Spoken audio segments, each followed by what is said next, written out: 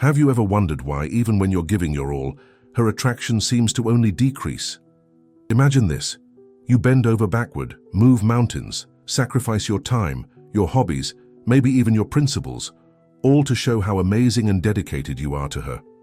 You expect admiration, a sparkle in her eyes, a deepening of the connection, a silent recognition that you're the guy, the one. But instead, what do you get? A cold silence. The conversation, once vibrant and full of sparks, now drags on, superficial, monotonous, like a broken record repeating the same off-key note. Her enthusiasm withers like a forgotten flower in the sun, petal by petal falling onto the floor of your hope. You feel with a tightness in your chest that almost suffocates you, the attraction draining away, slipping through your fingers like fine sand, impossible to hold, no matter how tightly you clench your hand. What happened? You ask yourself, night after night, tossing and turning in bed. The pillow a silent witness to your anguish. You did what seemed right, didn't you? You followed the script that society, romantic movies, maybe even well-intentioned advice whispered was the path. To a woman's heart, be good, be attentive, always be there, be the safe harbor. What if I told you now, here at this very moment, that this act of total surrender, this unrestricted devotion you believed was the master key, is precisely what extinguishes the flame of attraction instantly, like a switch being turned off. At the exact moment you thought the light would shine brightest. Prepare yourself, my friend, because what we are about to uncover together is not just a trick or a superficial tactic. It is an ancient secret, a philosophy of inner strength that has the power to radically transform not only your love life, but, and this is crucial, your relationship with yourself. Over the next 30 days, you won't just be listening. You'll be embarking on an intense journey, an expedition into your own core, a journey of self-discovery and the reclaiming of your personal power. But before we take the first step on this path that can and will redefine your reality, we need to establish the tools, the instruments that will guide you through this crossing. Think of them as your map and your compass. First, a simple journal. It can be a physical notebook, one of those hardcover ones that command respect, or a notes app on your phone, discreet and always at hand. This journal will be your most loyal confidant, the mirror of your soul, the record of your evolution. In it, you will not just write down events, but dissect feelings, confront truths and celebrate internal victories. Additionally, I want you to familiarize yourself with two powerful concepts, mental tools that the ancient masters of resilience, the Stoics for example, used to forge an unbreakable spirit. The first is negative visualization. It sounds counterintuitive. I know. We live in a culture that preaches positivity at all costs. But here, negative visualization is not about being pessimistic. It is about contemplating potential setbacks, difficulties, losses, not to drown in them, but to strengthen yourself against them, to build an emotional armor that allows you to face adversity head-on without falling apart. It's like a fighter who studies the worst-case scenarios to be prepared for any blow. The second is the thought journal, an extension of your main journal or a dedicated section within it. Here you will become a detective of your own mind, hunting and dissecting your automatic reactions, those impulses that arise without you realizing, especially in situations of emotional stress or social interaction. Why did you react that way? What underlying belief fueled that reaction? What could you think or do differently next time? The rules of our universe, of this journey we are now beginning, are clear and non-negotiable. Every practical exercise I propose will require immediate reflection in your journal, your internal feedback, your raw and honest analysis. Don't put it off. The mind forgets. The emotion dissipates. Capture the moment. Progress. Understand. This well will not be measured by fleeting external achievements, like a yes from her or an extra date. That may happen, of course, but the true thermometer of your transformation will be internal. Your peace of mind, your unshakable confidence, your ability to stay centered, regardless of the storms around you. And remember, above all, daily consistency. Even in small steps, even if they seem insignificant at the moment, far outweighs the sporadic intensity of someone who tries to change everything overnight and gives up at the first difficulty. It's the drop of water that wears away the stone, not the sledgehammer that shatters it and gets tired. Are you ready to look inward, to the place where true change happens? Are you ready to question everything you've been told about being good for someone? First, let's dive headfirst into what I call the paradox of excessive devotion. This belief, almost a social dogma, that annihilating yourself for another, that placing her needs, desires, and happiness above yours, is the ultimate proof of love is in fact a dangerous trap, an emotional labyrinth where many good men get lost and worse, lose themselves and, ironically, the attraction of the woman they so desire. Think about it. When you place someone on such a high, unattainable pedestal that your own identity, your own dreams, your own opinions are lost in her shadow, what are you communicating non-verbally but deafeningly? You are, inadvertently, screaming to the universe and especially to her that you consider yourself of lesser value, that her presence is so vital that you are willing to erase who you are to keep her. And here comes the little twist, the punch in the gut of traditional romantic logic, the realization that being too nice, being overly compliant, always being available, never disagreeing, anticipating her every desire like a genie in the lamp, not only doesn't work, but is actively repellent to genuine and lasting attraction. Why? Because attraction, my friend, is not logical. It is not a business transaction where you give X effort and receive Y affection. Attraction has deep roots in evolutionary psychology, in instinct, in the perception of value, strength, and independence. A woman at her most primal level is not attracted to a servant, no matter how dedicated he may be. She may appreciate kindness, consideration, but visceral attraction, the kind that gives her butterflies in your stomach, that makes her think of you when she is alone. That attraction is awakened by a man who has his own center, who has a backbone, who knows who he is and where he is going, with or without her. It's the famous and often misunderstood nice guy syndrome, but here we go beyond the surface. It's not about being an artificial bad boy, far from it. It's about understanding that devotion that suffocates, that takes away the air, that eliminates any form of challenge or mystery, turns you into a predictable landscape, an open book read on the first page. And who wants to reread the same obvious book every day? Human nature craves a little discovery, a little healthy unpredictability. Think of practical examples. Do you cancel plans with friends at the last minute because she called wanting company? Do you avoid expressing an opinion contrary to hers, even if you vehemently disagree, just to avoid a possible conflict or disappointment? Do you spend enormous energy trying to guess what would make her happy, transforming yourself into an emotional chameleon, changing your colors and shapes to please her? Each of these acts, born of the intention to please, to show love, ends up eroding the perception of value she has of you. You cease to be an individual with your own contours and become an extension of her, a satellite orbiting her planet. And satellites, however useful, do not inspire passion. They are functional, predictable. The mystery is gone. Your individuality, what makes you unique, dissolves. And what happens to perceived value? It plummets. It's like a product that is always on sale, always available, always begging to be bought. It loses its shine, its appeal. Often behind this excessive devotion, there is a paralyzing fear, the fear of loss, the fear that if you are not perfect, if you do not meet every expectation, she will leave. And this fear, ironic and tragic, ends up becoming a self-fulfilling prophecy. Because by trying to avoid loss at all costs, you decharacterize yourself so much that you become someone in whom she, in fact, loses interest. She may even feel pity or affection, but attraction, that magnetic force, hardly. So the first practical exercise for you right now, or as soon as you finish listening to me, is to grab your journal. I want you to reflect and write down, with the greatest honesty possible, at least 3 recent situations where you acted with this excessive devotion. Describe the situation. What did you do? What did you say or not say? And most importantly, what feelings motivated you? Was it fear, insecurity, need for approval? And what was the result?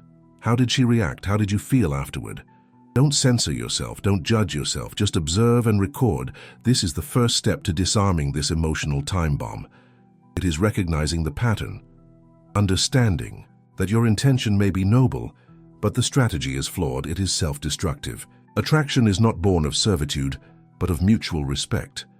And her respect for you begins with the respect you show for yourself. You are not an accessory in anyone's life. You are the protagonist of your own story. And when you start living as such, the energy you emanate will change completely, and the way she perceives you too. This change is not about becoming selfish or indifferent. It is about finding a healthy balance between giving and preserving yourself. It is about understanding that your value does not depend on her approval, but resides intrinsically in who you are. When you value yourself, when you have your own boundaries, your own interests, your own life pulsating independently of hers, you become magnetically attractive, because you demonstrate that you have something to offer that goes beyond simple devotion. You offer partnership with a complete man, not with a shadow. And that, my friend, makes all the difference. Think of the fire metaphor. For the flame of attraction to burn strong, it needs oxygen, space. Excessive devotion is like smothering the fire with a heavy blanket. The intention may be to protect, to warm, but the result is extinction. You need to be the wind that fans the embers, not the water that puts them out. And that wind comes from your independence, your self-confidence, your integrity as a man. This is just the beginning of our journey. Recognizing this paradox is fundamental. In the next steps, we will build on this foundation, learning to reclaim your inner territory, communicate your value, and create a dynamic where attraction not only flourishes, but sustains itself. Stay with me, because what comes next will give you even more powerful tools for this transformation. And if this is already making sense to you, if a little light has started to turn on inside, show your support. Leave a like on this video, comment below what your biggest realization has been so far about this paradox of devotion. And of course, if you haven't already, subscribe to the channel and hit the bell icon, because you won't want to miss the next steps of this journey. Believe me, what we are building here can change the game for you. Second, now that we have uncovered the trap of excessive devotion, it is time to move to constructive action, to the reclaiming of your inner territory, and the forging of self-respect. If the first step was understanding what not to do, this is about what to do to build an internal fortress of self-worth that naturally radiates into your relationships. Think of your being as a kingdom. A kingdom needs defined borders, its own treasures, a ruler who knows his value and the value of his domain. When you annihilate yourself for another person, it is as if you hand over the keys to your castle, allowing your borders to be violated, your treasures plundered, and your sovereignty questioned. The result? A weakened, dependent, and frankly, unattractive internal kingdom to a queen who seeks a king, not a vassal. The need to have your own kingdom, a space that is non-negotiably yours, is vital. And what makes up this kingdom? Your authentic interests, those passions that make your eyes light up even when no one is watching, your hobbies that recharge you and connect you with who you truly are, your personal and professional goals that give you a sense of purpose and direction, regardless of any relationship. When you neglect this kingdom, when you allow it to be invaded or abandoned in the name of a relationship, you are not just losing enjoyable activities, you are eroding the foundation of your identity. And the loss of this inner territory leads, almost invariably, to emotional dependence. You begin to seek in the other the validation, the purpose, the happiness that should spring from within, you from your own flourishing kingdom. And what happens when you reverse this dynamic? What happens when you decide consciously to become the center of your own universe, not in an egocentric way, but in a self-sufficient way? The magic happens. The attractiveness of genuine independence and self-sufficiency is immense. Think about it. Who is more intriguing? Someone whose life seems to revolve around you, waiting for every crumb of your attention, or someone who has a rich life, full of passions, goals, and who, even so, chooses to share a part of that vibrant life with you? The answer is obvious. It's not about selfishness, I repeat, but about fundamental self-respect. It's understanding that you are a complete being on your own, and a relationship is a complement, a partnership, not a lifeline or the only source of meaning. When you internalize this, the power dynamic in the relationship changes, and it changes in a healthy way. You stop being the needy, the clingy one, and become the provider of value, someone who has so much to offer because he is already whole. This is where the concept of frame comes in, a term you may have heard before. Your frame is your perspective of reality, your values, your boundaries. Maintaining your frame means not allowing the other's perspective or desires to constantly override yours. It's knowing how to say no when necessary. It's defending your principles. It's not bending to every wind just to please. A man who maintains his frame respectfully and without arrogance demonstrates inner strength, conviction. And that strength is incredibly attractive. It signals that you are someone who can be trusted, someone who won't fall apart at the first difficulty, someone who knows who he is. So, let's move on to the practical exercise. For this stage, pick up your journal again, you're confident. I want you to make an honest and detailed list. First, list at least 5 hobbies or interests that you genuinely love or that you once loved and have set aside. Things that energize you, that make you feel alive. Second, list 3 personal or professional goals that are important to you, goals that would give you a sense of accomplishment if achieved, completely independent of a relationship. Now the crucial part, for each of these hobbies and goals, I want you to schedule over the next 7 days a specific time to dedicate yourself to them. Block out that time in your schedule as if it were the most important appointment of your week, because for your inner kingdom, it is. And this is where the thought journal comes in. During this week, observe and write down your reactions when it's time to dedicate yourself to these commitments to yourself. Do you feel guilty if she calls you right then? Do you feel like giving in, postponing your plans for her? If she questions or seems disappointed with your time for yourself, how do you react internally? And how do you communicate your boundaries? Write down these automatic thoughts, these emotions. Oh, but she'll be upset if I go play soccer with friends instead of watching a movie with her. Dissect that thought. Where does it come from? From fear of rejection, from the belief that love is unilateral sacrifice. And here, negative visualization becomes a powerful ally. Before defending your time, your space, visualize the worst scenario. What if she gets upset? What if there's a small argument? Would you survive? Would your relationship fall apart because of that? Probably not. And by contemplating this potential setback and realizing you can handle it, you gain the courage to act according to your own values to protect your kingdom. Ask yourself, what would happen in the long run to your self-esteem, to your sense of identity, if you continued to neglect your own interests, your own passions, just to be available to her? How would you feel a year from now, 5 years from now? The image probably isn't pretty. It's the image of an emptied, resentful man who has lost the sparkle in his own eyes. And a man without sparkle in his eyes cannot ignite the flame in anyone. Reclaiming your inner territory is not an act of distancing yourself from her, but an act of approaching yourself. And paradoxically, the closer you are to yourself, the more authentic and self-sufficient you are, the more attractive you will become to her and to the world, because you will be operating from a place of fullness, not neediness. You will have stories to tell that don't just revolve around her. You will have an energy that is yours, contagious. You will become a healthy challenge, someone she admires not only for what he does for her, but for who he is on his own. Remember, a relationship is a two-way street. Both partners need to have their own flourishing kingdoms for the joint empire to be truly rich and stimulating. If one of the kingdoms is abandoned, the other will eventually feel the weight and imbalance. Therefore, start today to cultivate your garden, to strengthen your walls, to celebrate your treasures.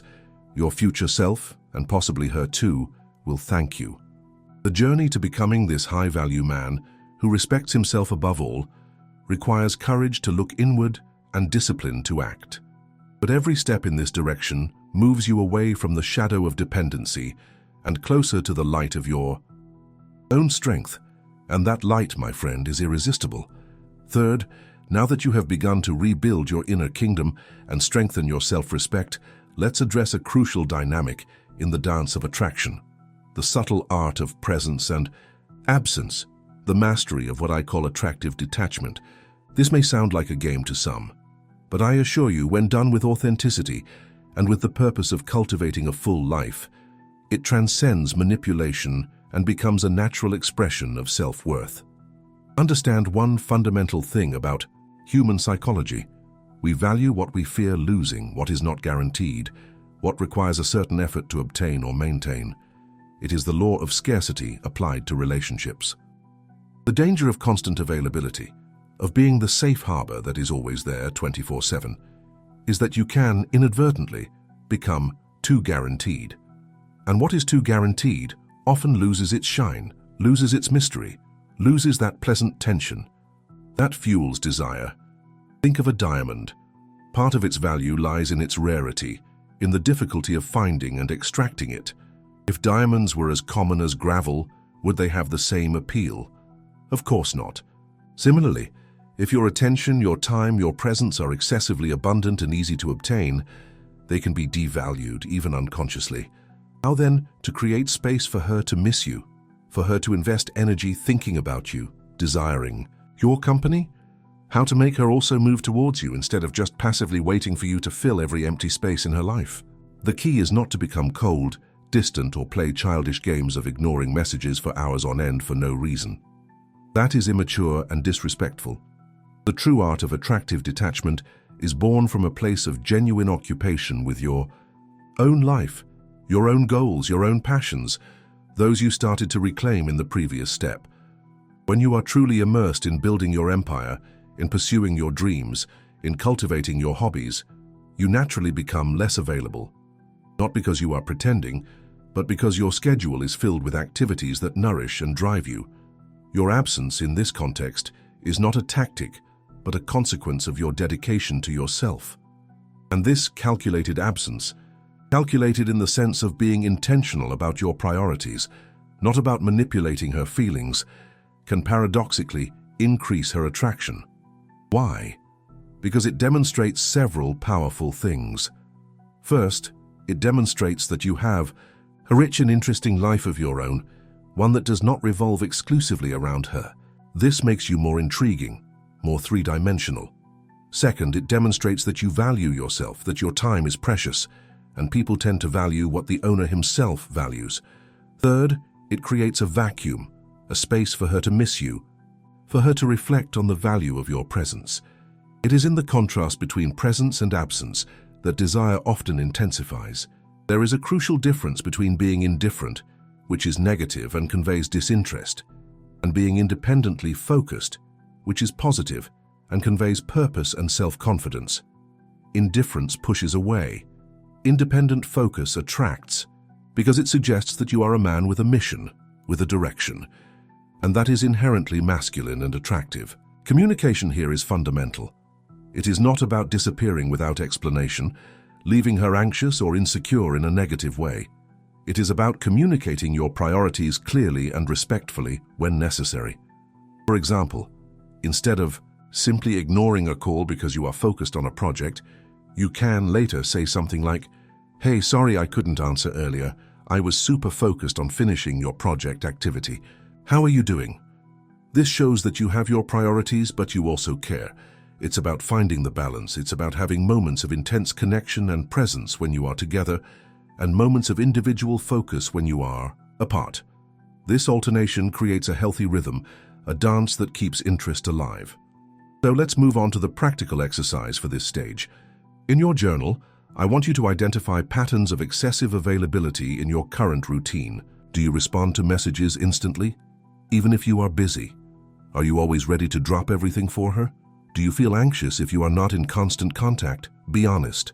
Now plan, for the next few weeks, at least 2 or 3 activities that you will do alone or with your friends, men preferably, to strengthen your masculine energy and have a space that is just yours. It can be a hobby, a sport, a personal project, a simple outing to clear your head. Communicate this casually and confidently if necessary. Something like, "Wednesday night I'm dedicating to my Project X," or "Saturday morning I have my soccer gym meeting with friends." Don't ask for permission. Just inform as a natural part of your life. During and after these activities, observe your own reactions and hers in your thought journal. Did you feel guilty, anxious, free, empowered? How did she react? Was there curiosity, respect for your space, perhaps a little bit of missing you? Don't get fixated on a specific reaction from her, but observe the process in yourself. The goal here is to desensitize yourself to the fear of losing her, FOMO, fear of missing out, if you are not 100% available. And this is where negative visualization can be extremely useful again. Ask yourself, what if she pulls away a little because I wasn't 100% available at that specific moment? What if she seems a little colder for a day? Visualize this scenario. Feel the pang of discomfort. And then ask yourself, would I survive this? Would this really mean the end of everything? Or would it just be a normal fluctuation in a relationship? Dynamic where both have their own lives. By facing these fears in your mind, you weaken them. You begin to build unshakable confidence in your own value, understanding that your attractiveness does not lie in being clingy, but in being a complete man with a life worth living, with or without her constant approval. Remember, the goal is not to create emotional distance, but to cultivate mutual respect for each other's space and individuality. It is to allow air for the flame of attraction to breathe and grow. When you demonstrate that you have a full and interesting life outside the relationship, you not only become more attractive, but you also bring more energy and vitality to the relationship when you are together. You have more to offer, more to share. This dance of presence and absence, when mastered with authenticity, is one of the keys to keeping polarity and passion alive long-term. It is not about manipulation, it is about self-mastery and deeply understanding the nature of human desire. It is about being the hunter focused on his own journey, which, paradoxically, makes her want to join your hunt, or at least eagerly await your return. And if you are starting to see how this approach can revolutionize your love life, how it can free you from the need for constant validation, then do me a favor. Share this video with a friend who also needs to hear this message. Let's spread this philosophy of inner strength. And of course, if you haven't already, subscribe and turn on notifications, because the next step will tie all of this together, showing you how to integrate this strength into your daily life permanently. We are almost there, and the deepest transformation is yet to come. Fourth, we arrive at a crucial point in our journey where the pieces of the puzzle begin to fit together to form a clear picture of transformation. We have already explored the paradox of excessive devotion, the reclaiming of your inner territory, and the art of attractive detachment. Now let's talk about the continuous metamorphosis, integrating inner strength and leading your reality. Because, my friend, what we are building here is not a quick fix, a band-aid for your relationship problems. It is a paradigm shift, a fundamental reconfiguration of your way of being, thinking, and acting in the world, especially as a man. This new posture, this inner strength you are cultivating, is not limited to improving your love life. It overflows like a powerful spring into all areas of your life. Think about your career. A man who knows his value, who has his own goals and is not afraid to pursue them with focus, who is not easily shaken by setbacks, is a professional who stands out, who inspires confidence, who leads. Think about your friendships. A man who has a solid identity, who is not needy for approval, attracts more genuine friendships based on mutual respect and shared interests, not codependency. Your general self-confidence, that internal feeling that you are capable, that you can handle it regardless of the circumstances, will become your natural state. But let's be realistic. This journey of transformation is not a straight upward line. There will be tests. There will be relapses, especially in the context of an existing relationship. When you start to change your dynamic, the other person, in this case her, may, consciously or unconsciously, test your new strength. She may find your new independence, your reduced availability, your increased assertiveness strange. There may be moments when she tries to pull you back into the old patterns, perhaps with a little drama, guilt, or pouting. And this is where your resilience, your conviction, will be put to the test. How to stand firm without being aggressive or insensitive, by maintaining your frame, remembering your why, and communicating your boundaries calmly and clearly. I understand you'd like me to do X now, but as I told you, I'm committed to Y at the moment. We can talk about this later, tomorrow. Simple, direct, without giving in, but also without hostility. This is where authentic masculine leadership in the relationship comes in. And when I speak of leadership, I am not talking about authoritarianism, giving orders. or being the stereotypical toxic alpha male. I am talking about leadership that emanates from a clear purpose, a vision for your life and potentially for the couple's future, an ability to make difficult decisions, to offer emotional security and direction, not because you are superior, but because you have taken responsibility for your own life and, by extension, are willing to be a pillar of strength in the relationship. A woman instinctively feels attracted to and secure beside a man who knows where he is going, who has a plan, even if that plan is simply to live a life of integrity and continuous growth. The importance of assertive communication of your limits and needs cannot be underestimated. For a long time you may have swallowed your own desires, your own frustrations, to keep the peace or not to bother. But this peace is false, and this repressed annoyance turns into resentment, which is poison to any relationship. Learning to say, I need X, I'm not comfortable with Y. My limit is Z, respectfully but firmly, is liberating. And surprisingly, it often increases the respect she has for you, because it shows that you respect yourself. The ultimate goal of this journey is to transform that fear of loss we discussed before into an unshakable confidence in your ability to attract and maintain a healthy relationship, or if necessary, to move forward with dignity and strength if a relationship is no longer meant to be. This confidence does not come from arrogance, but from a deep knowledge of your own intrinsic value, your ability to be happy and fulfilled on your own. And always remember, true progress, the kind that really matters, is measured by your inner peace, your emotional resilience, your ability to stay centered even when the external world is chaotic, not by constant external validation or the number of romantic successes. These may be pleasant consequences, but they are just that, consequences, not the main goal. The goal is your internal transformation, and your journal continues to be your most precious ally in this phase. Use it to revisit your journey. Reread your notes from the first weeks. See the evolution of your thoughts, your reactions, your perceptions. Celebrate the small victories, that time you held your boundary, that time you prioritized your time without guilt, that time you handled a test from her with calm and firmness. These are the true medals of honor of this journey. The 30-day journey we proposed at the beginning is in reality a catalyst, a kickstart for a lifetime of growth and self-mastery. It doesn't end here. The metamorphosis is continuous. There will always be new challenges, new opportunities to apply these principles, to refine your inner strength. Let's do a final practical exercise, one that should become a habit. First, define your non-negotiables in a relationship. What values and behaviors are absolutely essential to you, and which ones will you simply not tolerate? Write them down clearly in your journal.